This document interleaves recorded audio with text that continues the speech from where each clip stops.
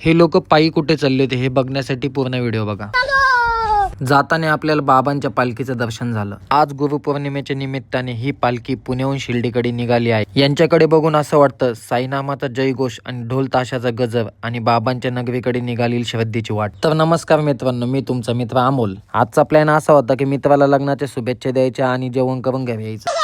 आता तुमचा भाऊ फेमस होणार म्हटलं सगळीकडे अफवा असणार, त्यात हा म्हणे आम्हाला पण व्हिडिओत घेऊन टाका आणि याला पण घे। त्यात हा फॅन म्हणतो की जोपर्यंत तुमची 10K होत नाही तोपर्यंत मी अन्नाचा त्याग करीन।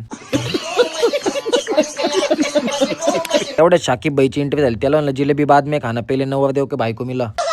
आलो नवरदेवच्या भावाकडे, त्याला म्हणलं त्याला कुठे शुभेच्छा देतो, मला दे म्हणलं। हा सर्वांच्या हातात हात का देत होता, कारण याच्या मोठ्या भावाचं लग्न झालं होतं आणि याला रस्ता मोकळा झाला होता।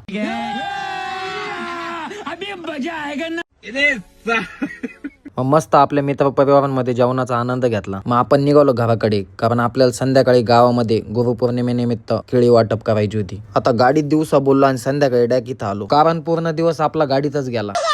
दरवर्षीप्रमाणे ह्याही वर्षी आम्ही केळी वाटपाचा कार्यक्रम ठेवला होता। आता आम्ही केळी वाटतो म्हणजे हे सांगून कौतुक नाही करत, कारण हजारो साई भक्तांचा आम्हाला सेवा करण्याची संधी भेटते, यातच आम्हाला आनंद आहे। आता तुमचा भाऊ तिथं म्हटलं काहीतरी किस्से घडत आहेत, त्यात हा एक किस्सा घडला। ही गाडी केळं घेताना रोड मध्येच बंद पडली, त्यांना म्हणलं थांबा आम्ही देतो लोटून। आता ती यांनी एवढी लुटली की बिना पेट्रोलची शिर्डीला जाईन।